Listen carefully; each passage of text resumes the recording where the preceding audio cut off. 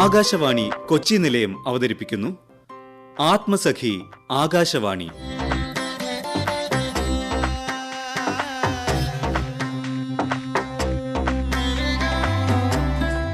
പ്രക്ഷേപണത്തിന്റെ 90 സുവർണ വർഷങ്ങൾ പ്രത്യേക പരിപാടി.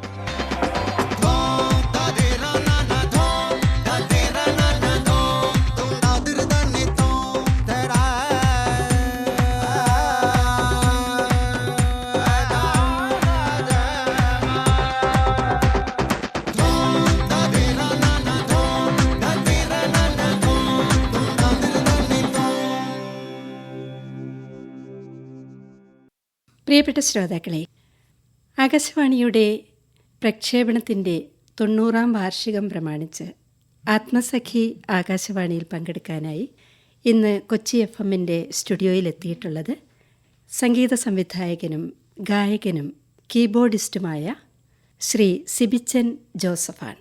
സിബിച്ചൻ ജോസഫിൻ്റെ സംഗീത ജീവിതത്തിലൂടെ നമുക്ക് ചെറിയൊരു യാത്ര ചെയ്യാം. ആകാശവാണിയുമായുള്ള അദ്ദേഹത്തിൻ്റെ പങ്കാളിത്തത്തെക്കുറിച്ച് ചോദിച്ചറിയുകയും ചെയ്യാം. കൊച്ചി ആകാശവാണിയുടെ സ്റ്റുഡിയോയിലേക്ക് സ്വാഗതം. ഒത്തിരി സന്തോഷം. കുറേ വർഷങ്ങൾ കൂടിയാണ് ഞാൻ ആകാശവാണി സ്റ്റുഡിയോയിൽ ഒന്ന് വരുന്നത്. പഴയ ഓർമ്മകളൊക്കെ എൻ്റെ മനസ്സിലോട്ട് വരുന്നു. ഞാൻ കണ്ണൂർ FM-ൽ കീബോർഡിസ്റ്റായിട്ട് പ്രോഗ്രാം അവതരിപ്പിച്ചുകൊണ്ടിരുന്നു. അന്നത്തെ മ്യൂസിക് ഡയറക്ടർ ഒരു രാജീവ് സാറ്, നമ്മുടെ സംഗീത സംവിധായകൻ രമേശ് നാരായൺ. അപ്പോൾ ഇവരൊക്കെ ഉണ്ടായിരുന്ന കാലഘട്ടത്തിൽ ഞാൻ സ്ഥിരമായിട്ട് അവിടെ കീബോർഡിസ്റ്റായിട്ട് പോയിരുന്നതാണ്. സാറിൻ്റെ ആദ്യത്തെ ആകാശവാണി അനുഭവം കണ്ണൂരാണോ? കണ്ണൂരല്ല, ശരിക്കും എന്നെ ഓഡീഷന് വേണ്ടിയിട്ട് ഞാൻ ചെല്ലുന്നത് കോഴിക്കോട് ആകാശവാണി നിലയത്തിലാണ്. അന്ന് അവിടെ RLVയിൽ നിന്നും വോക്കൽ പഠിപ്പിച്ചുകൊണ്ട് രാധാകൃഷ്ണൻ സാറ് കോഴിക്കോട് നിലയത്തിലേക്ക് മ്യൂസിക് ഡയറക്ടറായിട്ട് വന്നു.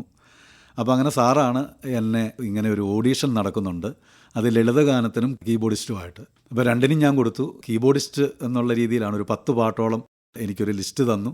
അതിനനുസരിച്ച് വായിച്ചൊക്കെ കേൾപ്പിച്ചു. അപ്പോൾ അതാണ് ആദ്യത്തെ എൻ്റെ ആകാശവാണി അനുഭവം. ആ പാട്ടുകൾ ഓർമ്മയുണ്ടോ? പൂമാനം പൂത്തുലഞ്ഞു എന്നൊക്കെയുള്ള പാട്ടൊക്കെ ഞാൻ കീബോർഡിൽ വായിച്ചത് ഓർക്കുന്നുണ്ട്. പിന്നെ കണ്ണാന്തുമ്പി പോരാമോ, അപ്പം അങ്ങനെയൊക്കെയുള്ള അന്നത്തെ കാലഘട്ടത്തിലെ ജനകീയമായ പാട്ടുകളാണ് മെയിനായിട്ടും. അതേത് കാലത്തായിരുന്നു ആ ഓഡിഷൻ? 89-90 കാലഘട്ടത്തിലാണ് ഞാൻ ആകാശവാണിയിൽ ചെല്ലുന്നത്. അന്ന് ഇതേപോലെ കമ്പ്യൂട്ടർ സംവിധാനങ്ങളിലൊന്നുമുള്ള റെക്കോർഡിംഗ് അല്ല, സ്പൂളിൽ റെക്കോർഡ് ചെയ്യുന്ന പഴയ ടേപ്പിലാണ് റെക്കോർഡ് ചെയ്യുന്നത്. അതൊക്കെ ഞങ്ങളിങ്ങനെ വലിയ അത്ഭുതത്തോടെ നോക്കി നിൽക്കുന്നതാണ്. ഇതാണ് അന്നൊക്കെ എറണാകുളം പോലുള്ള സ്ഥലത്തൊക്കെ സ്റ്റുഡിയോ ഉള്ളൂ. അപ്പോൾ കണ്ണൂർ ഒരു സ്റ്റുഡിയോ കാണുക എന്ന് പറയുന്നത് കണ്ണൂർ FM-ലെ സ്റ്റുഡിയോയിലാണ്.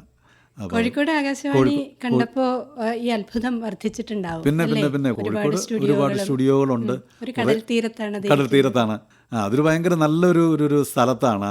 ആ ഓഡീഷന് ചെന്ന് അതിനുശേഷവും ഞാൻ ഇടയ്ക്ക് രാധാകൃഷ്ണൻ സാറിനെ കാണാനായിട്ട് അവിടെ ചെല്ലുമായിരുന്നു.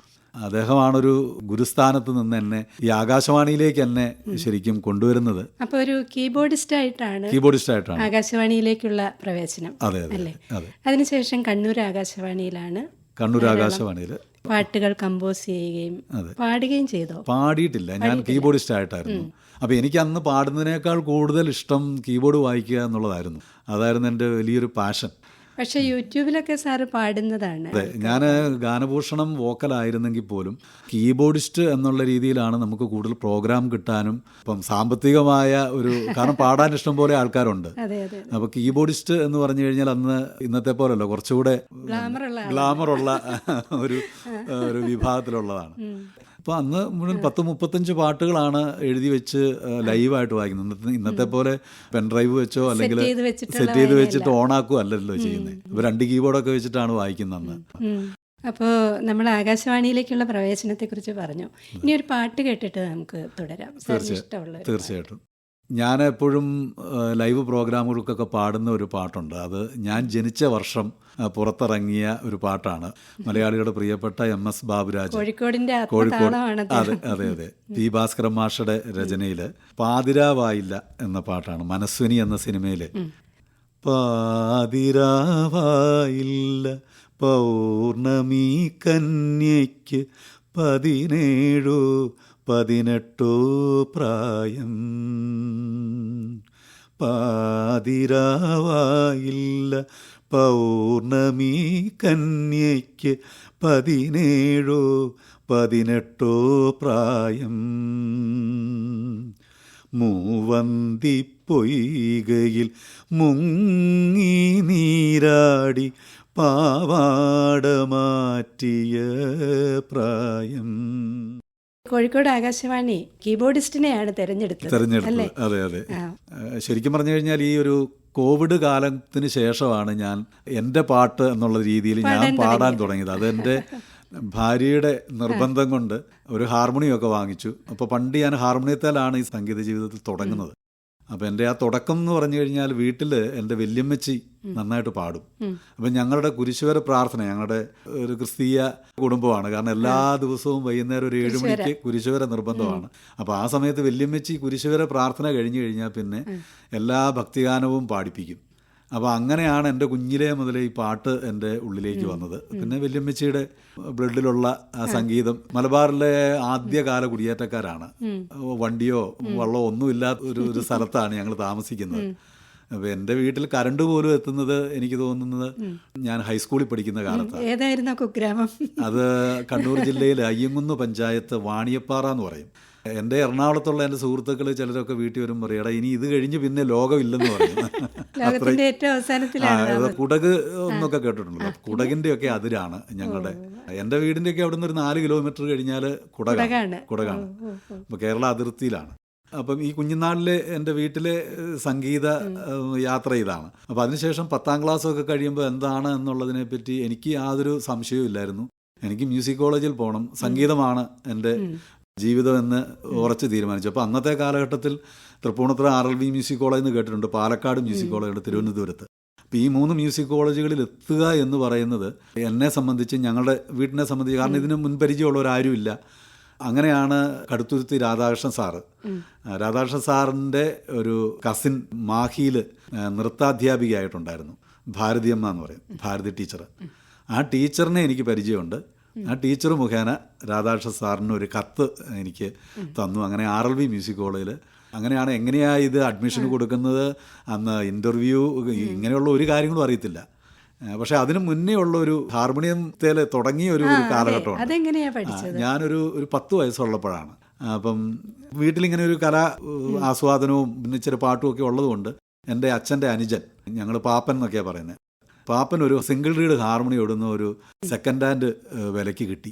അപ്പോൾ അദ്ദേഹം അത് വീട്ടിൽ കൊണ്ടുവച്ചു. അപ്പോൾ ഞാനത് ആദ്യമായിട്ട് കാണുന്നതാണ്. ഇപ്പം പള്ളിയിലൊക്കെ കൊയർന്ന് ചെല്ലുമ്പം ഇതിങ്ങനെ വായിക്കുന്ന അകലെ നിന്ന് കണ്ടിട്ടുണ്ട്. തനിയെ ഒരു 2 വിരൽ കൊണ്ടായി, തള്ളവിരലും ചൂണ്ടുവിരലും മാത്രം വെച്ചിട്ടാണ് ഇങ്ങനെ. അപ്പം ഈ പള്ളിയിൽ നിന്ന് കേട്ടേക്കുന്ന പാട്ടുകളുടെ ട്യൂണ് യുദ്ധത്തിൽ ഞാനിങ്ങനെ ജസ്റ്റ് ഒന്ന് വായിച്ചു നോക്കിയപ്പോൾ ഉണ്ട് ഒരു 2 വരിയൊക്കെ എനിക്ക് വായിക്കാൻ പറ്റും, കറക്റ്റ് വരുന്നുണ്ട്. അപ്പോൾ എനിക്ക് ഭയങ്കര സന്തോഷം. അപ്പം സ്കൂളിൽ നിന്ന് വന്നു കഴിഞ്ഞാൽ ഉടനെ തന്നെ പുസ്തകമൊക്കെ ഒരു മൂലയ്ക്ക് വലിച്ചെറിഞ്ഞ് വെച്ചാൽ അന്നേരം ഹാർമോണിയത്തിലാണ്. അപ്പം അങ്ങനെ വർക്കിയാശാൻ എന്ന് പറഞ്ഞ അദ്ദേഹം എൻ്റെ പാപ്പൻ്റെ ഒരു കൂട്ടുകാരനാണ്. അപ്പോൾ എപ്പോഴോ ഇവർ സുഹൃത്തുക്കൾ അങ്ങനെ ഒരുമിച്ച് അങ്ങനെ വീട്ടിൽ വരുന്ന വഴിക്ക് വീട്ടിലെത്തി ഈ ഹാർമോണിയം കണ്ടപ്പം ഇതാരാ ഇവിടെ ഹാർമോണിയം വായിക്കുന്നതെന്ന് ചോദിച്ചപ്പം ഇവനെ ഇപ്പത്തെ എന്നുകൊണ്ടൊക്കെ ഒച്ച കേൾപ്പിക്കുമെന്ന് പറഞ്ഞു. അങ്ങനെ പിന്നെ പുള്ളി പറഞ്ഞപ്പോൾ ഞാൻ പറഞ്ഞു എന്നെ ആരും ഒന്നും പഠിപ്പിച്ചിട്ടില്ല, എടാ നീ എന്തോ ഒരു പാട്ട് വായിക്കുമല്ലോ അതൊന്ന് വായിച്ചതെന്ന് പറഞ്ഞ് അങ്ങനെ ഞാൻ വായിക്കുകയാണ്. വായിച്ചു കഴിഞ്ഞപ്പോഴത്തേക്കാണ് ഇവന് നല്ല സംഗീതബോധം ഉണ്ടല്ലോ, എന്നാൽ ഇവനെ ഒന്ന് പാട്ട് പഠിപ്പിച്ചാലോ.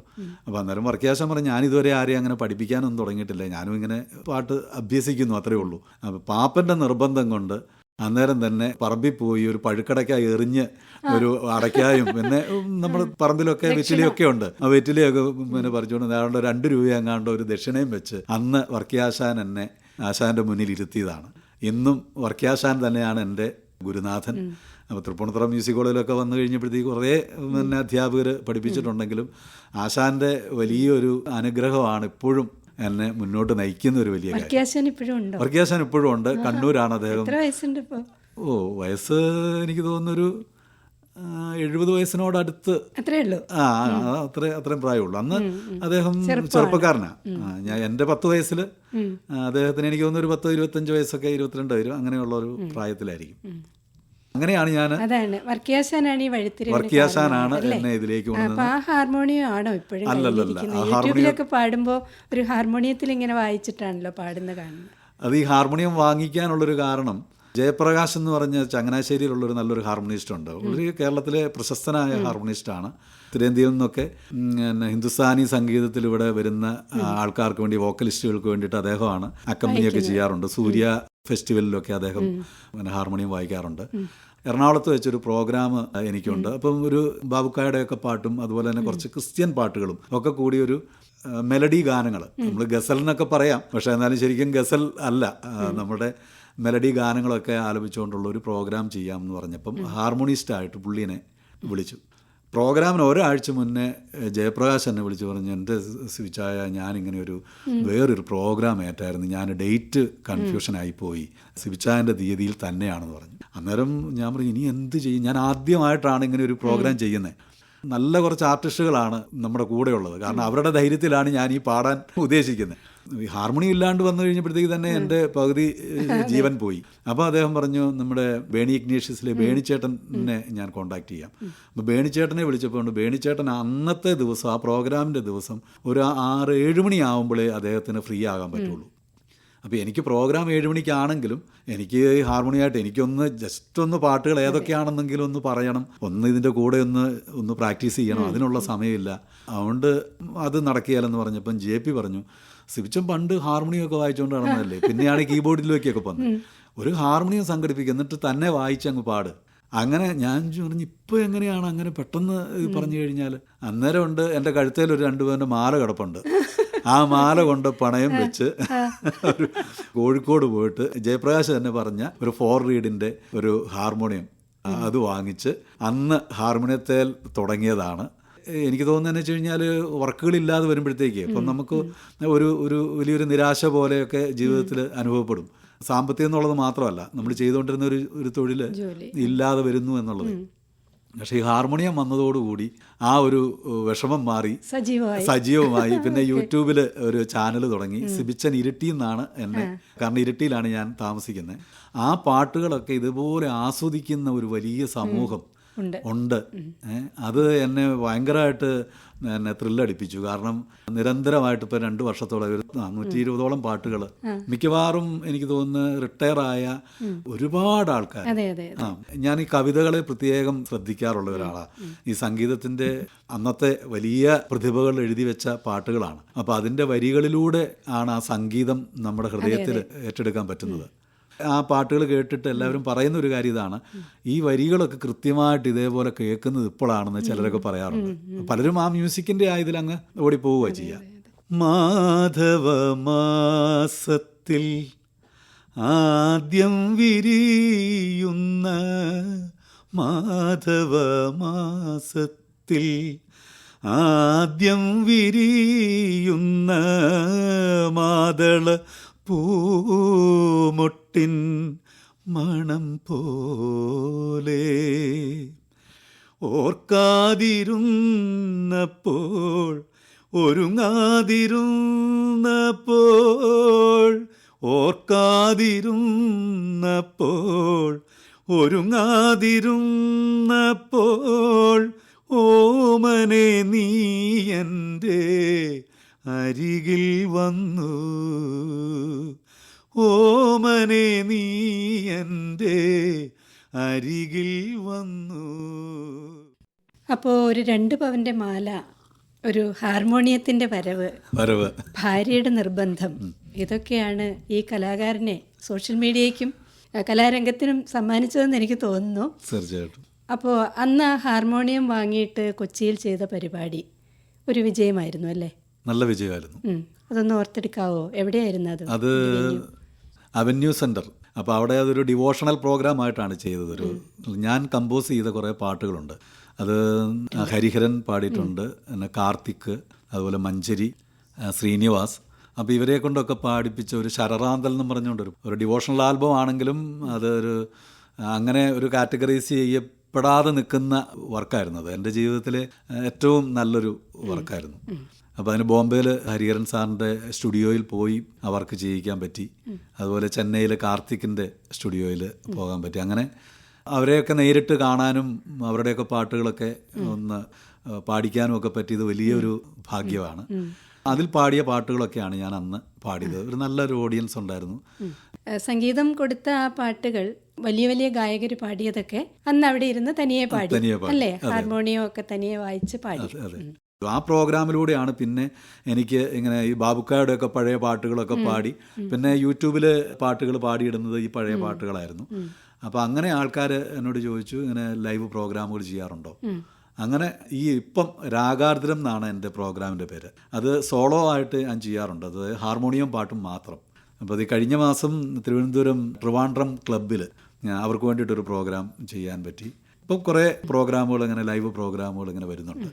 ഒരു സംഗീത സംവിധായകൻ എന്ന നിലയിൽ ആദ്യത്തെ അനുഭവം ഏതായിരുന്നു? ഞാൻ ആദ്യം സംഗീത സംവിധാനം ചെയ്യുന്നത് നാടകങ്ങൾക്കൊക്കെ വേണ്ടിയിട്ടായിരുന്നു. ആദ്യത്തെ എൻ്റെ നാട്ടിൽ തന്നെ കണ്ണൂർ ഇരിട്ടിയിലുള്ള നമ്മുടെ കുറച്ച് സുഹൃത്തുക്കളൊക്കെ കൂടിയുള്ളൊരു നാടകത്തിന്. പക്ഷേ അതിനുശേഷം ആദ്യമായിട്ടൊരു കാസറ്റാണ് അന്ന് കൊച്ചിയിലുള്ള ഒരു വലിയൊരു സ്റ്റുഡിയോയിലാണ് അന്നത്തെ റെക്കോർഡിങ്. എന്നെ അതിലേക്ക് നയിച്ചത് റോസലി സിസ്റ്റർ എന്ന് പറഞ്ഞ തലശ്ശേരി അതിരൂപതയിലുള്ള ആ സിസ്റ്റർ മലയാളം MA ഒക്കെ കഴിഞ്ഞതാണ്. സിസ്റ്റർ കണ്ണൂർ FM സുഭാഷിതങ്ങൾ എന്ന പ്രോഗ്രാമുകൾ ഒരിടയ്ക്ക് സ്ഥിരമായിട്ട് ചെയ്യുമായിരുന്നു. സിസ്റ്ററിനും ആകാശവാണിയുമായിട്ട് നല്ലൊരു ബന്ധമുണ്ട്. അപ്പോൾ ആ സിസ്റ്റർ നന്നായിട്ട് എഴുതും. അങ്ങനെ കുറേ കവിതകൾ എഴുതി എൻ്റെ അടുത്ത് തന്നു, നമുക്കിതൊരു പാട്ടാക്കണം. അങ്ങനെയാണ് ഞാൻ പ്രൊഫഷണലായിട്ട് ആദ്യമായിട്ടൊരു കാസറ്റിൻ്റെ പുറത്ത് സംഗീത സംവിധായകൻ എന്ന പേര് ആദ്യം അച്ചടിച്ചു വരുന്നത്. അതാരായിരുന്നു പാടിയത്? അത് നമ്മുടെ ഇപ്പോഴത്തെ പ്രശസ്ത ഗായകരൊക്കെ തന്നെയുണ്ട്. ബിജു നാരായണൻ, സംഗീത, കെസ്റ്റർ. ആ കാലഘട്ടത്തിലെ ഈ ആൽബം സോങ്ങുകളിൽ സ്ഥിരമായിട്ട് പാടുന്നവരെല്ലാവരും അതിൽ പാടി. ബിജു നാരായണനാണ് അതിനകത്ത് ഏറ്റവും കൂടുതൽ പാട്ടുകൾ പാടിയത്. അതായിരുന്നു ആദ്യത്തെ പിന്നെ സംഗീത സംവിധായകൻ. ആദ്യം 10 പാട്ട് അതിൽ ചെയ്തു. ആത്മസങ്കീർത്തനം എന്നാണ് ആ ആൽബത്തിന്റെ പേര്. ആ ഒരു വർക്കാണ് ആദ്യത്തെ എൻ്റെ വർക്ക്. അതിന് റോസലി സിസ്റ്ററാണ്, ഞങ്ങൾ റോസലിയാമ്മയെന്ന് വിളിക്കും, നിമിത്തമായത്. അപ്പൊ അങ്ങനെ ആദ്യത്തെ സംഗീത കാസറ്റ് ആയിരുന്നു കാസറ്റ് ഇറങ്ങി. അതിനുശേഷം ഭക്തിഗാനങ്ങളാണോ അധികം? ഭക്തിഗാനങ്ങളാണ് കൂടുതലായിട്ടും ചെയ്തത്. ഭക്തിഗാനങ്ങൾ ഭക്തി ഇല്ലാതെ അല്ലാതെ ഒരു MG കോളേജ് എന്ന് പറഞ്ഞാൽ ഞങ്ങളുടെ അവിടെ ഒരു കോളേജുണ്ട്. ആ കോളേജിലെ വിദ്യാർത്ഥികളെല്ലാം അവിടെ കൂടിയിട്ട് ഒരു കാസറ്റ്, ഈ സ്നേഹതീരത്ത് എന്ന് പറഞ്ഞൊരു ആൽബം സോങ്. അപ്പോൾ പിള്ളേർ തന്നെ കുറച്ച് പേര് എഴുതി കൊണ്ടുവന്ന കുറച്ച് പ്രണയഗാനങ്ങളും ഒക്കെയാണ്. അപ്പോൾ അത് ഞങ്ങൾക്ക് അവിടെ തലശ്ശേരി തന്നെ ഒരു ചെറിയൊരു സ്റ്റുഡിയോ, അന്നത്തെ കാലത്തെ പ്രകാശ് സ്റ്റുഡിയോ എന്ന് പറയും, മലബാർ സൈഡിൽ ഞങ്ങളുടെ ആ ഭാഗത്തുള്ള ആദ്യത്തെ ഒരു സ്റ്റുഡിയോയാണ്. അപ്പോൾ അവിടെ ആയിരുന്നു അതിൻ്റെ റെക്കോർഡിങ്. അതിൽ കുറേ പാട്ടുകൾ, അതിനകത്ത് 1-2 പാട്ട് ഞാനും പാടിയിട്ടുണ്ട്. അതാണ് ഞാൻ ഇൻഡിപെൻഡൻ്റ് ആയിട്ട് ചെയ്ത ഒരു വർക്ക്, ആത്മീയമല്ലാത്ത ആദ്യത്തെ വർക്ക്. അപ്പോൾ അതിനുശേഷം പിന്നെ കുറേ പാട്ടുകൾ ഇങ്ങനെ ആൽബം സോങ് ആയിട്ടുള്ള വർക്കുകളൊക്കെ കുറേ ചെയ്തിട്ടുണ്ട്. പിന്നീട് നമ്മുടെ സിത്താര പാടിയ കുറേ വർക്കുകൾ ചെയ്യാൻ പറ്റി. അപ്പോൾ നമുക്ക് ആ പഴയ കാലത്തിൻ്റെ വേറൊരു പാട്ട് 65 പാട്ട് പാടാം. ഭാസ്കരൻ മാഷ്, ബാബുരാജ്, അവരുടെ ആ ഒരു ടീമിൻ്റെ പാട്ടുകളാണ് എനിക്ക് ഒത്തിരി ഇഷ്ടം. ഈ ഒരു പാട്ട് AM രാജയും പാടിയിട്ടുണ്ട്. AM രാജയും P സുശീലാമ്മയും കൂടെ പാടിയിരിക്കുന്നതാണ്. പ്രേം നസീറിൻ്റെ സിനിമയാണ്. കാണാനുള്ളത് കരളിൽ പകരാൻ, കാണാനുള്ളത് കരളിൽ പകരാൻ, ഞാനുണ്ടല്ലോ ചാരേ കണ്ണായി, ഞാനുണ്ടല്ലോ ചാരേ കൺമണി നീയൻ കരം പിടിച്ചാൽ.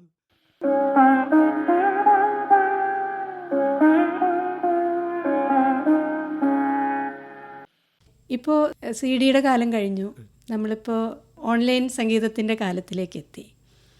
ഏതാണ്ട് എത്ര പാട്ടുകൾക്ക് സംഗീതം നൽകിയിട്ടുണ്ടാവും? ഒരു ഏകദേശം ഒരു 500-ൽ പരം പാട്ടുകൾക്ക് സംഗീതം ചെയ്തിട്ടുണ്ട്. അതിൽ ബൈബിളിലെ സങ്കീർത്തനങ്ങൾ എന്ന 150 സങ്കീർത്തനം, ആ 150 സങ്കീർത്തനവും സംഗീതമായി പാട്ടുകളാക്കി രൂപപ്പെടുത്തി. അതൊരു POCയുടെ വലിയൊരു പ്രൊജക്റ്റാണ്. നമ്മുടെ കേരളത്തിലെ കത്തോലിക്ക സഭകളുടെ ഒരു കേന്ദ്രമാണ് POC. അപ്പോൾ അത് ഒരു 3 വർഷത്തെ നിരന്തരമായ ഒരു പരിശ്രമമായിരുന്നു. അപ്പം അത് ഗദ്യമാണ്. അപ്പോൾ ആ ഗദ്യം, ഇതിനകത്തെ വാക്കുകളോ അക്ഷരങ്ങളോ ഒന്നും മാറ്റാനും പറ്റത്തില്ല. അപ്പോൾ അങ്ങനെ 150 എണ്ണം 3 വർഷം കൊണ്ട് സംഗീതമാക്കി, പാട്ടുകളാക്കി. അത് വെബ്സൈറ്റിലുണ്ട്, POCയുടെ വെബ്സൈറ്റിലുണ്ട്, യൂട്യൂബിലുണ്ട് 150 സങ്കീർത്തനങ്ങളും. ഈ ഒരു സങ്കീർത്തനം 150 എണ്ണം ചെയ്തതും ക്രിസ്ത്യൻ സംഗീത മേഖലയ്ക്ക് ഞാൻ ചെയ്ത സംഭാവനകളെ ആസ്പദമാക്കിയൊരു KCBCയിൽ നിന്നുള്ള സർഗപ്രതിഭ അവാർഡ് 2017 അതെനിക്ക് ലഭിക്കുകയുണ്ടായി. അതൊരു സംഗീതത്തെയും ആത്മീയതയെയും കൂട്ടിക്കെട്ടിയതിൻ്റെ തീർച്ചയായിട്ടും അതിൻ്റെ ഒരു അംഗീകാരമായിട്ടാണ് അത് വന്നിട്ടുള്ളത്. ബൈബിളിലെ സങ്കീർത്തനത്തെ മ്യൂസിക്കലായി അവതരിപ്പിച്ചു. ആ യൂട്യൂബിനകത്ത് ഇതിന്റെ മുഴുവനും ലിറിക്സ് അടക്കം പാടിപ്പോകുന്നത് മുഴുവൻ വരികളടക്കം ഈ 150 സങ്കീർത്തനങ്ങളും അതിൽ ഉൾക്കൊള്ളിച്ചിട്ടുണ്ട്. അപ്പോൾ ഒരു 500-ൽ പരം ഗാനങ്ങൾക്ക് സംഗീതം നൽകി. ഇപ്പോൾ ചെയ്തുകൊണ്ടിരിക്കുന്ന വർക്ക് എന്താണ്? ഇപ്പം വല്ലപ്പോഴും ഒക്കെയാണ് വർക്കുകൾ. ഹാർമോണിയം വായിക്കും, കീബോർഡ് വായിക്കും, വേറെ ഏത് ഇൻസ്ട്രുമെന്റ് അറിയാം? വേറെ ഇൻസ്ട്രുമെന്റ് എന്ന് പറഞ്ഞാൽ കീയുമായി ബന്ധപ്പെട്ട ഇൻസ്ട്രുമെന്റുകളാണ് എല്ലാം. ഇപ്പോൾ ഒരു മെലോഡിക്ക എന്ന് പറഞ്ഞ് വരണം എൻ്റെ മകള് എനിക്ക് സമ്മാനമായിട്ട് തന്നു. അത് ഞാനിപ്പം എന്താണ് മെലോഡിക്ക? മെലോഡിക്ക എന്ന് പറയുന്നത് ഒരു കീസ് തന്നെ ഉപയോഗിച്ച് നമ്മൾ എയർ, അതായത് നമ്മൾ ഊതി കീയിൽ വായിക്കുന്ന ഒരു ഉപകരണമാണ് മെലോഡിക്ക. ആ ഇൻസ്ട്രുമെന്റിൽ ഞാൻ പാട്ടുകൾ വായിച്ച് ഞാൻ പഠിച്ചു. അതിപ്പോ ഈ ഹാർമോണിയം വായിച്ചുള്ള ഹാർമോണിയം കീബോർഡും വായിക്കുമല്ലോ, അത് മതി. അത് വായിച്ചാൽ അത് വായിക്കുന്ന ഈ ഒരു ശൈലി നമ്മളൊന്ന് മനസ്സിലാക്കണമെന്ന് മാത്രം. മെലോഡിക്കയുടെ ടോണ് ഒരു നല്ലൊരു, എനിക്കൊന്നൊരു അക്കോർഡിയൻ വായിക്കുന്ന ആ ഒരു ശൈലിയിലൊക്കെ വായിക്കാൻ പറ്റുന്ന ഒരു ഉപകരണമാണ്. പിന്നെ ഇപ്പം ഏത് രാജ്യത്തിന്റെ ഉപകരണമാണ് മെലോഡിക്ക? മെലോഡിക്ക നമ്മുടെ ഇന്ത്യൻ ഇൻസ്ട്രുമെന്റ് അല്ല, ഒരു യൂറോപ്യൻ ഇൻസ്ട്രുമെന്റ് ആണ്, വിദേശിയാണ്. ഇതുവരെ നമ്മൾ 60-കൾ 70-കളിലൊക്കെയാണ് നിന്നിട്ടുള്ളത്. കുറച്ചുകൂടെ മുന്നോട്ട് പോയാൽ ഇഷ്ടപ്പെട്ട പാട്ടുകൾ? എനിക്കിഷ്ടപ്പെട്ട ഒരു സംഗീത സംവിധായകനാണ് എം ജയചന്ദ്രൻ. എം ജയചന്ദ്രൻ്റെ പാട്ടുകളുടെ കമ്പോസിങ് മാത്രമല്ല, അദ്ദേഹം പാടുന്നതും എനിക്ക് വളരെ ഇഷ്ടമാണ്. കാരണം ഞാൻ നേരത്തെ പറഞ്ഞ പോലെ സംഗീത സംവിധായകൻ പാടുമ്പം അതിന് എനിക്ക് തോന്നുന്നു വേറൊരു തലമുണ്ട്. അപ്പോൾ അങ്ങനെ പാടിയ പാട്ടാണെന്ന് തോന്നുന്നു. രാക്കിളിതൻ വഴിമറയും എന്നുള്ള പെരുമഴക്കാലത്തിലെ പാട്ട് അവാർഡ് കിട്ടിയ പാട്ടാണ്. അതുപോലൊരു ഹൃദയം കൊടുത്ത് പാടിയിരിക്കുന്ന ഒരു പാട്ടാണ്. അപ്പം ആ പാട്ട് ഞാനൊന്ന് പാടാം. ഓർമ്മകൾ തൻ ലോലകരങ്ങൾ പുണരുകയാണുടൽ മൂറുകേ, പാതി വഴിയിൽ കുതറിയ കാറ്റിൽ വിരലുകൾ വേർപിരിയുന്നു, സ്നേഹാർദ്രമാരോ മൊഴിയുകയാവാം കാതിലോരാത്മസ്വകാര്യം,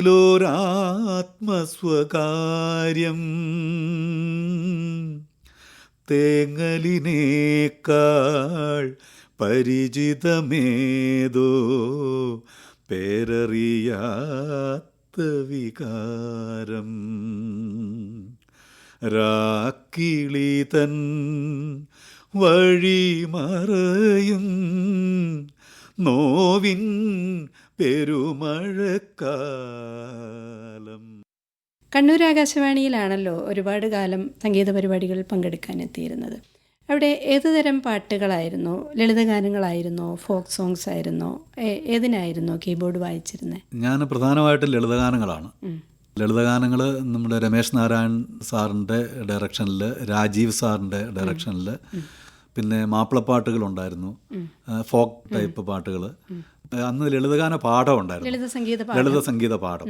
അപ്പോൾ അതിൽ ഒരാളെ പാട്ട് പഠിപ്പിച്ചു കഴിഞ്ഞ് പിന്നെ അത് മുഴുവനും ഒരു ഓർക്കസ്ട്രയുടെ അകമ്പടിയോടെ നമുക്ക് കേൾക്കാം എന്ന് പറഞ്ഞ്, അപ്പോൾ അതിനു വേണ്ടിയിട്ട് ഞങ്ങൾ അന്നെല്ലാം എല്ലാവരും ലൈവ് വായിക്കുന്നവരാണ്. ഇന്നത്തെ പോലെ ഫീഡിങ് ചെയ്ത അങ്ങനെയുള്ള കീബോർഡൊന്നും അല്ല. ഒരു ഗിറ്റാറിസ്റ്റ് ഉണ്ട്, flute, tabla, rhythm side, separate പിന്നെ ബൂത്തുകളൊന്നുമല്ല. ഒരു ഹാളിലാണ് എല്ലാവർക്കും മൈക്കുകളൊക്കെ വെച്ചിട്ടാണ്. അപ്പോൾ അത് ഒരുമിച്ച് 1 2 3 4 ആർക്കെങ്കിലും എവിടെയെങ്കിലും ഒരു തെറ്റിയാൽ പിന്നെയും ആദ്യം മുതൽ വീണ്ടും റെക്കോർഡ് ചെയ്യണം. അപ്പം ഞങ്ങളെല്ലാവരും അവിടെ പിന്നെ വായിക്കാനിരിക്കുക എന്ന് പറഞ്ഞാൽ വലിയൊരു മത്സരത്തിന് പങ്കെടുക്കാനിരിക്കുന്നത്. കാരണം ഒരു നോട്ട് പോലും തെറ്റാൻ പാടില്ല. അപ്പം അതുപോലെ നല്ല പ്രാക്ടീസ് ചെയ്ത്, പക്ഷെ അതൊക്കെ എൻ്റെ സംഗീത ജീവിതത്തിലെ വലിയ പാഠങ്ങളും അനുഭവ സമ്പത്തുമായിരുന്നു. കാരണം ആ ഒരു നല്ല ആർട്ടിസ്റ്റുകളുടെ കൂടെ ഒരുമിച്ച് ഇരുന്ന് പിന്നെ രമേശ് നാരായൺ അന്ന് സിനിമയിലേക്ക് പ്രവേശിച്ചിട്ടില്ല. അദ്ദേഹം പിന്നെ സിനിമയിലൊക്കെ കയറുന്നതിന് മുന്നെയാണ്. പിന്നെ അതിൻ്റെ കൂടെ പറയേണ്ട രമേശ് സാറിൻ്റെ പെങ്ങൾ എന്നെ RLV മ്യൂസിക് കോളേജിൽ എന്നെ പഠിപ്പിച്ചിട്ടുണ്ട്. ശരിക്കും പറഞ്ഞാൽ കൊച്ചി RLVയുടെ പ്രോഡക്റ്റ് ആണ്. അതെ. ശരിക്കും എന്നിലെ കലാകാരനെ വളർത്തിയതിൻ്റെ ബാൻഡിൻ്റെ മെയിൻ സ്ഥലം എന്ന് പറയുന്നത് കൊച്ചിയാണ്. അന്ന് എറണാകുളത്ത് കൂടെ പഠിച്ചിരുന്ന സഹപാഠികളെ ഓർമ്മയുണ്ടോ? പിന്നെ തീർച്ചയായും പ്രശസ്തരായ പലരും ഉണ്ടാവുമല്ലോ. പ്രശസ്തരായ ഒന്ന് കെസ്റ്റർ എന്ന് പറഞ്ഞ ഗായകനെ എല്ലാവർക്കും അറിയാം. അതുപോലെ മിൻമിനി എൻ്റെ തൊട്ട് ജൂനിയറായിട്ട് പഠിച്ച പിന്നെ ഇവിടെ ആളാണ്. അയൽവക്കത്താണ് മിൻമിനി താമസിക്കുന്നത്. കണ്ണൂർ ആകാശവാണിയുടെ അയൽവാസിയാണ്. അപ്പം മിൻമിനിയുടെ അന്ന് ഗാനമേളയ്ക്കൊക്കെ, അന്ന് സിനിമയിലൊക്കെ പാടുന്നതിന് മുന്നേ മിൻമിനി ഞങ്ങളുടെ കോളേജ് ഡേയ്ക്ക് ഞങ്ങൾ ഗാനമേള നടത്താറുണ്ട്. കോളേജിലുള്ള ആർട്ടിസ്റ്റുകൾ തന്നെയാണ് എല്ലാം കൈകാര്യം ചെയ്യുന്നത്. അപ്പം ഞാൻ അതിനകത്തൊരു മെയിൻ കീബോർഡിസ്റ്റ് ആയിരുന്നു. അപ്പം മിൻമിനിയുടെ ഗാനമേളകൾക്ക് കീബോർഡ് വായിക്കാനുള്ള അവസരം അന്ന് കിട്ടിയിട്ടുണ്ട്. അതുപോലെ കുറേ വിദേശത്ത് മസ്കറ്റിലോ മറ്റോ സംഗീത സ്കൂൾ, ഇന്ത്യൻ ആർട്സ് എന്നും പറഞ്ഞുകൊണ്ട് ഒരു മ്യൂസിക് സ്കൂൾ നടത്തുന്ന ഒരു മോഹൻകുമാർ എൻ്റെ വളരെ അടുത്ത സുഹൃത്താണ്. അദ്ദേഹം കൊച്ചിക്കാരനാണ്. പിന്നെ ഒരു കൃഷ്ണകുമാറുണ്ട്. കൃഷ്ണകുമാർ മൃദംഗം. പിന്നെ എൻ്റെ തൊട്ട് സീനിയറായിട്ട് പഠിച്ചതാണ്. പക്ഷേ അദ്ദേഹവുമായിട്ട് സംഗീത ജീവിതത്തിലെ വലിയ അടുപ്പവും ഇപ്പോഴും എന്നെ ഒത്തിരി പ്രോത്സാഹിപ്പിക്കുന്നതാണ് ജെയ്സൺ ജെ നായർ. സിനിമ സംഗീത സംവിധായകനാണ്. അദ്ദേഹം മോക്ഷ എന്ന ഒരു സംഗീത സ്കൂള് ഏറ്റുമാനൂർ നടത്തുന്നു. അപ്പം ജെയ്സൺ ജെ നായർ വളരെ അടുത്ത സുഹൃത്താണ്. പിന്നെ എൻ്റെ സംഗീത ജീവിതത്തിൽ എനിക്ക് മറക്കാൻ പറ്റാത്ത, അതായത് പുതിയ ടെക്നോളജി, അതായത് ഈ കമ്പ്യൂട്ടറുമായിട്ട് ബന്ധപ്പെട്ട് ഡിജിറ്റൽ യുഗത്തിലേക്ക് എന്നെ കൈപിടിച്ച് നടത്തിയ ആൾ ബെന്നി ജോൺസൺ എന്ന് പറഞ്ഞ സംഗീത സംവിധായകനാണ്. കോട്ടയംകാരനാണ്. അദ്ദേഹം സിനിമ സംഗീത സംവിധായകനാണ്. അനേകം വലിയ സംഗീത സംവിധായകരുടെ, അതായത് നമ്മുടെ രവീന്ദ്രൻ മാഷ്, അതുപോലെ മോഹൻ സിത്താര, ഔസേപ്പച്ചൻ സാറ്, രാധാകൃഷ്ണേട്ടൻ, അപ്പം ഇവരുടെ ഒക്കെ കൂടെ വർക്ക് ചെയ്തിരിക്കുന്ന ആളാണ് ബെന്നി ജോൺസൺ. ബെന്നി ജോൺസനാണ് എന്നെ ആദ്യമായിട്ട് ഒരു കമ്പ്യൂട്ടറിൽ എങ്ങനെ സംഗീതം ചെയ്യുക. അപ്പോൾ ഞാൻ കമ്പോസ് ചെയ്ത പാട്ടുകളുടെ ഒക്കെ ഓർക്കസ്ട്രേഷൻ കാര്യങ്ങൾ ചെയ്തുകൊണ്ടിരുന്നത് ബെന്നി ജോൺസനാണ്. അപ്പോൾ ബെന്നി ജോൺസനെ ഒരിക്കലും മറക്കാൻ പറ്റത്തില്ല. ഇപ്പോഴും അതെ, ഇപ്പോഴും എന്തെങ്കിലുമൊക്കെ പുതിയ എന്തെങ്കിലുമൊക്കെ സോഫ്റ്റ്വെയറുകൾ കാര്യങ്ങളൊക്കെ അപ്ഡേഷനൊക്കെ വരുമ്പോഴത്തേക്ക് ഞാൻ അദ്ദേഹത്തെയാണ് വിളിക്കാറുള്ളത്. മരിച്ചുപോയ കണ്ണനുണ്ട്, കീബോർഡിസ്റ്റ് കണ്ണൻ. ഇനി നമുക്കൊരു പാട്ട് കേട്ടിട്ട് തുടരാം. ഭാസ്കരൻ മാഷയുടെ തന്നെ വരികളാണ് നമ്മുടെ ബാബുരാജിൻ്റെ പ്രാണസഖി എന്ന ഗാനം. മലയാളികൾ 10 ഗാനം തിരഞ്ഞെടുക്കാൻ പറഞ്ഞാൽ ഒരിക്കലും ഒഴിവാക്കാത്ത പാട്ടാണ്. എങ്കിലുമെന്നോമലാൾക്കു താമസിക്കാനൻ കരളിൽ തങ്കക്കിനാക്കൾ കൊണ്ടൊരു താജ്മഹൽ ഞാനുയർത്താം. മായാത്ത മധുരഗാനമാലിനിയുടെ കൽപ്പടവിൽ, മായാത്ത മധുരഗാനമാലിനിയുടെ കൽപ്പടവിൽ, കാണാത്ത പൂങ്കുടിലിൽ കൺമണിയെ കൊണ്ടുപോകാം. കാണാത്ത പൂങ്കുടിലിൽ കൺമണിയെ കൊണ്ടുപോകാം.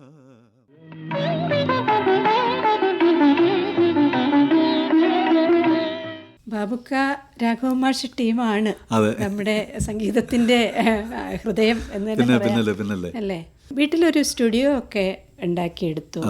അവിടെ സംഗീത സംവിധാനത്തിനും പാട്ടിനും ഒക്കെയുള്ള എല്ലാ സൗകര്യങ്ങളും ഉണ്ട്. അത് എത്രത്തോളം ഉപയോഗിച്ചു? പിന്നീട് അതൊരു ഡിജിറ്റൽ കാലഘട്ടത്തിലേക്ക് പിന്നീട് മാറ്റേണ്ടി വന്നു അല്ലേ?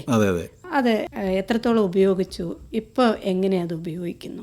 ഞാൻ ഈ കമ്പ്യൂട്ടർ വന്ന ശേഷമാണ് ഞാൻ സ്റ്റുഡിയോ തുടങ്ങുന്നത്. സ്റ്റുഡിയോ തുടങ്ങുന്നു പറഞ്ഞു കഴിഞ്ഞാൽ എൻ്റെ പേഴ്സണൽ വർക്കുകളൊക്കെ ചെയ്യാം. പ്രോഗ്രാമിംഗ്, ഓർക്കസ്ട്രേഷൻ വർക്കുകളൊക്കെ വീട്ടിൽ തന്നെ ഇരുന്നാണ് ചെയ്യുന്നത്. അതിപ്പം ഈ ട്രാക്ക് വൈസ് നമുക്ക് ചെയ്തിപ്പം നമ്മൾ തന്നെ സ്റ്റുഡിയോയിൽ നേരിട്ട് ചെല്ലണമെന്നില്ല. ഈ എറണാകുളം ഭാഗത്തുള്ള ആർട്ടിസ്റ്റുകളാണ് എൻ്റെ വർക്കുകൾക്കകത്തെല്ലാം ഇൻസ്ട്രുമെൻറ്റുകളെല്ലാം പ്ലേ ചെയ്യുന്നത്.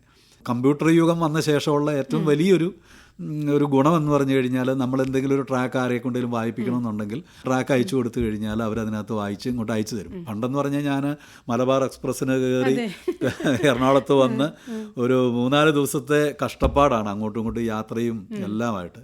ഇപ്പം വളരെ എളുപ്പത്തിൽ ഏത് ദൂരെയുള്ള കലാകാരനെ കൊണ്ട് നമുക്ക് നമ്മുടെ ആവശ്യങ്ങൾ നമുക്ക് നിവർത്തിക്കാൻ പറ്റും. ഇപ്പം ഏറ്റവും കൂടുതൽ ഇപ്പോൾ ചെയ്തുകൊണ്ടിരിക്കുന്നത്, ഞാൻ സോഷ്യൽ മീഡിയയിൽ യൂട്യൂബിലും ഫേസ്ബുക്കിലും ഞാൻ അപ്ലോഡ് ചെയ്യുന്ന പാട്ടുകളെല്ലാം തന്നെ റെക്കോർഡ് ചെയ്യുന്നതും ഷൂട്ട് ചെയ്യുന്നതും എല്ലാം വീട്ടിൽ തന്നെയാണ്. അതിലേറ്റവും വലിയ ഹെൽപ്പ് ചെയ്യുന്നത് എൻ്റെ ഭാര്യയാണ്. അപ്പോൾ അധ്യാപന ജോലി കൂടാതെ സൗണ്ട് റെക്കോർഡിസ്റ്റായിട്ട് മാറ്റിയോ? സൗണ്ട് റെക്കോർഡിസ്റ്റ് അല്ല, ക്യാമറ കൈകാര്യം ചെയ്യുന്ന അദ്ദേഹമാണ്. അതായത് സ്കൂളിലേക്ക് പോകുമ്പം തന്നെ എന്നോട് പറയും, ഇന്ന് വൈകുന്നേരം പാടേണ്ട പാട്ട് പാടി വെച്ചേക്കണം, നമുക്ക് വൈകിട്ട് വന്ന് ഷൂട്ട് ചെയ്യേണ്ടതാണെന്ന് പറയും. അപ്പോൾ അവളെ പേടിച്ചിട്ട് ഞാൻ പാട്ടൊക്കെ പാടി റെഡിയാക്കി വെക്കും, ഭീഷണിപ്പെടുത്തിയിട്ട് പോകും. കാരണം ഞാൻ കുറച്ചൊരു ഉഴപ്പ് എൻ്റെ കൂടപ്പിറപ്പാണ്. അപ്പം ഇവിടെ വരുന്ന പാടെ ചോദിക്കും, പാട്ട് പാടി വെച്ചിട്ടുണ്ടോ എന്ന് ചോദിക്കും. അപ്പോൾ പാടി വെച്ചിട്ടുണ്ട്, ഹാർമോണിയൊക്കെ വായിച്ച് റെഡിയാക്കി വെക്കും. അപ്പോൾ ക്യാമറ ഒക്കെ എടുത്ത് റെഡിയാക്കി വെച്ചാൽ മതി. ക്യാമറയിൽ എല്ലാം ഷൂട്ട് ചെയ്ത്, എഡിറ്റിംഗ് എല്ലാം വീട്ടിൽ തന്നെയാണ്. സാധാരണ പ്രൊഫഷണൽ സ്റ്റുഡിയോയിൽ ഉപയോഗിക്കുന്ന FCP ഫൈനൽ കട്ട് പ്രോ എന്ന് പറഞ്ഞ എഡിറ്റിംഗ് സോഫ്റ്റ്വെയർ ആണ് ഉപയോഗിക്കുന്നത്. റെക്കോർഡിങ്ങിനാണെങ്കിൽ ലോജിക് പ്രോ ടൂൾസ് ഇതിലാണ് ഉപയോഗിക്കുന്നത്. അപ്പോൾ അങ്ങനെ അതുകൊണ്ട് ആ ഒരു ക്വാളിറ്റി നമുക്ക് മെയിൻറ്റെയിൻ ചെയ്യാൻ പറ്റുന്നുണ്ട്, അത്ര നല്ല സ്റ്റുഡിയോ വീട്ടിൽ തന്നെ ഉള്ളതുകൊണ്ട്. പിന്നെ ഒരു മലയോര ഗ്രാമം ആയതുകൊണ്ട് അവിടെ ഇത്രയും വലിയൊരു എക്യുപ്മെൻറ്റ്സോ കാര്യങ്ങളോ കൊണ്ട് നമുക്ക് പുറത്തുനിന്നുള്ള വർക്കുകളൊക്കെ എനിക്ക് കുറവാണ് അവിടെ. എന്ന് പറഞ്ഞു കഴിഞ്ഞാൽ ഇപ്പം ചില നാടകങ്ങളുടെ ഒക്കെ റീമ്യൂസിക് ചെയ്യാറുണ്ട്. പിന്നെ ഷോർട്ട് ഫിലിമുകളുടെ ഒക്കെ റീ റെക്കോർഡിംഗ് വർക്കുകൾ ചെയ്യാറുണ്ട്. പിന്നെ ചെറിയ അനൗൺസ്മെൻറ്റ് അങ്ങനെയുള്ള കാര്യങ്ങളൊക്കെയാണ് മെയിനായിട്ടും ചെയ്യുന്നത്. എൻ്റെ പേഴ്സണൽ വർക്കുകളാണ് നിരന്തരമായിട്ടും. അപ്പോൾ അതുകൊണ്ട് എല്ലാ ദിവസവും തന്നെ മിക്കവാറും ജോലിയുണ്ട്, വീട്ടിൽ നിന്ന് സ്വന്തം വർക്കുകൾ ഒക്കെ ആയിട്ട് പോകുന്നു.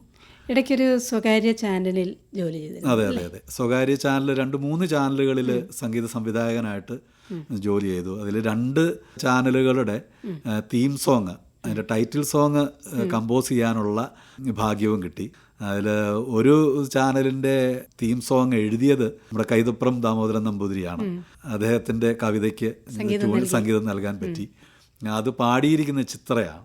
അന്ന് ചിത്രയുടെ മദ്രാസിലെ സ്റ്റുഡിയോയിൽ പോയി അത് പാടിക്കാൻ പറ്റി. കാർത്തിക് അതിനകത്ത് ഒരു മെയിൽ വേർഷൻ പാടിയിട്ടുണ്ട്. മധുബാലകൃഷ്ണനാണ് ആദ്യത്തെ ചാനലിൻ്റെ തീം സോങ്, ടൈറ്റിൽ സോങ് പാടിയത്. അപ്പം അങ്ങനെ 3 ചാനലിലാണ് ഞാൻ ജോലി ചെയ്തുകൊണ്ടിരുന്നത്. അപ്പോൾ അങ്ങനെ വളരെ ധന്യമായ ഒരു സംഗീത ജീവിതമാണ്, സാർത്ഥകമായ ഒരു സംഗീത ജീവിതമായിട്ട് തോന്നുന്നുണ്ടോ? തീർച്ചയായിട്ടും എന്നെപ്പോലെ ഒരാൾ, അതായത് ഞാൻ നേരത്തെ പറഞ്ഞു കരണ്ട് പോലും എത്തിയിട്ടില്ലാത്ത ഒരു നാട്ടിൽ നിന്നാണ് ഞാൻ വന്നിരുന്നത്. അത്രയും ഒരു കുഗ്രാമത്തിൽ നിന്നും അത്യാവശ്യം ആൾക്കാരൊക്കെ അറിയുന്ന ഒരു കുറച്ച് പാട്ടുകളൊക്കെ പാടാൻ പറ്റി. ഇപ്പോൾ കുറച്ച് പേരെങ്കിലും സിബിച്ചനിരുട്ടി എന്ന് പറഞ്ഞു കഴിഞ്ഞാൽ സോഷ്യൽ മീഡിയയിൽ നോക്കിക്കഴിഞ്ഞാൽ തന്നെ എന്നെ തിരിച്ചറിയുന്നുണ്ട്, പാട്ടുകൾ കേട്ടിട്ട് നല്ല അഭിപ്രായം പറയുന്നുണ്ട്. അതൊക്കെ ഈ ഒരു പ്രായത്തിൽ എനിക്ക് തോന്നുന്നത് ഒരു വലിയൊരു അഭിമാനവും സന്തോഷവും. അതുകൊണ്ട് സംതൃപ്തമാണോ എന്ന് ചോദിച്ചു കഴിഞ്ഞാൽ 100% സംതൃപ്തമായ ഒരു ജീവിതമാണ്. പിന്നെ ഒന്നെന്നു വെച്ച് കഴിഞ്ഞാൽ എൻ്റെ കലാജീവിതത്തെക്കാൾ, എൻ്റെ പ്രൊഫഷനേക്കാൾ കൂടുതൽ ഞാൻ എൻ്റെ കുടുംബത്തോട് ചേർന്ന് നിൽക്കാനാണ് എപ്പോഴും ആഗ്രഹം. സാമ്പത്തികമായ കാര്യങ്ങളെക്കാൾ കൂടുതൽ എനിക്കെൻ്റെ കുടുംബത്തോട് ചേർന്നുള്ള ആ ഒരു ജീവിതം, അത് ഞാൻ വളരെയധികം എൻജോയ് ചെയ്യുന്നു, സന്തോഷിക്കുന്നു. അപ്പം 100% സംതൃപ്തമാണ്. കാരണം കുടുംബം ഭയങ്കര സപ്പോർട്ടീവായിട്ട് എൻ്റെ പാട്ടിൻ്റെ കൂടെയുണ്ട്. അത് തന്നെ വലിയൊരു കാര്യമല്ലേ. ഞാൻ ചോദിക്കാൻ മറന്നു, മക്കളൊക്കെ? മക്കള് 2 പെൺമക്കളാണ് എനിക്ക്. മൂത്തയാള് ജോലിയുമായി ബന്ധപ്പെട്ട് ലണ്ടനിലാണ്. രണ്ടാമത്തെ മോള് ഇപ്പം വിദ്യാർത്ഥിയാണ്, പഠിച്ചു. ഇവർ 2 പേരും പാടും. മൂത്തയാൾ നന്നായിട്ട് ഡാൻസ് ചെയ്യും. ഇവർ 2 പേരും ശാസ്ത്രീയമായി സംഗീതം അഭ്യസിച്ചിരുന്നതാണ്. പിന്നെ അവർക്ക് ഇതൊന്നും ഒരു പ്രൊഫഷനായിട്ട് എടുക്കാൻ അത്ര താല്പര്യമില്ലാത്തത് കൊണ്ട് അവരവരുടേതായ പ്രൊഫഷണലുകളിലേക്ക് പോയി. പക്ഷെ അവരുടെ ജീവിതത്തിൽ സംഗീതം ഉണ്ട്, ഇപ്പോഴും ഉണ്ട്. പിന്നെ മൂത്തവള് ഇടയ്ക്ക് ചെറിയ പാട്ടുകളൊക്കെ പാടി അവൾ അയച്ചു തരും. ഇടയ്ക്ക് ഡാൻസ് ചെയ്തൊക്കെ ചെറിയ റീൽസൊക്കെ എനിക്ക് അയച്ചു തരും. അതുപോലെ ഇളയ മോള് നന്നായിട്ട്, കാരണം എനിക്ക് തോന്നുന്നു എന്നെക്കാളും നല്ല മ്യൂസിക് ഐക്യു ഒക്കെ കുറച്ചുകൂടെ കൂടുതലുണ്ട്. ഞാൻ ഈ ഗസലൊക്കെ ജസ്റ്റ് ഒന്ന് ട്രൈ ചെയ്യുമ്പം മോൾ എനിക്ക് പറഞ്ഞു തരും, അതിൻ്റെ സംഗതി അത് അങ്ങനെയല്ല അപ്പയെന്നും പറഞ്ഞു. കാരണം നമ്മൾ ഈ കർണാട്ടിക് പഠിച്ചതുകൊണ്ട് കർണാട്ടിക്കിന്റെ ശൈലിയിലുള്ള സംഗതികളായിരിക്കും നമ്മുടെ തൊണ്ടേന്ന് വരുന്നത്. ഹിന്ദുസ്ഥാനിയുടെ ആ ഒരു ഒഴുക്ക് നമുക്ക് അത്ര കിട്ടിയല്ല. പക്ഷേ മോൾ അത് കൃത്യമായിട്ട് പറഞ്ഞു തരും എനിക്ക്. വളരെ വിജയകരമായൊരു ജീവിതം എന്നാണ് എനിക്ക് തോന്നുന്നത്. കാരണം സ്വന്തം സ്വപ്നത്തെ പിഞ്ചെന്ന് പോകാൻ സാധിച്ചു. ആ രംഗത്ത് നമുക്ക് തൃപ്തികരമായ രീതിയിലുള്ള കാൽപ്പാട് പതിക്കാൻ സാധിച്ചിട്ടുണ്ട്. സന്തത സഹചാരിയായി ഭാര്യ, വീട്, സ്വന്തം സ്റ്റുഡിയോ, കുട്ടികൾ.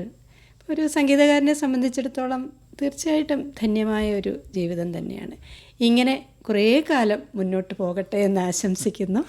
അപ്പോൾ പ്രിയപ്പെട്ട ശ്രോതാക്കളെ, സംഗീത സംവിധായകനും ഗായകനും കീബോർഡിസ്റ്റും ഒക്കെയായ സിബിച്ചൻ ജോസഫായിരുന്നു നമ്മോടൊപ്പം ഇതുവരെ ഉണ്ടായിരുന്നത്.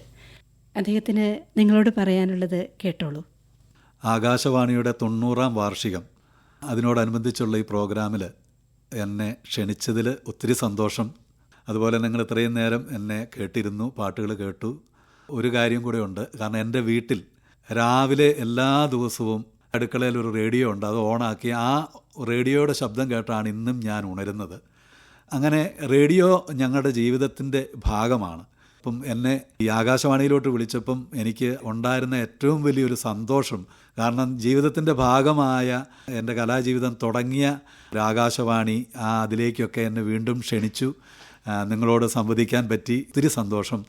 ആകാശവാണിയുടെ എല്ലാ ശ്രോതാക്കൾക്കും എൻ്റെ നല്ല നമസ്കാരം, നന്ദി.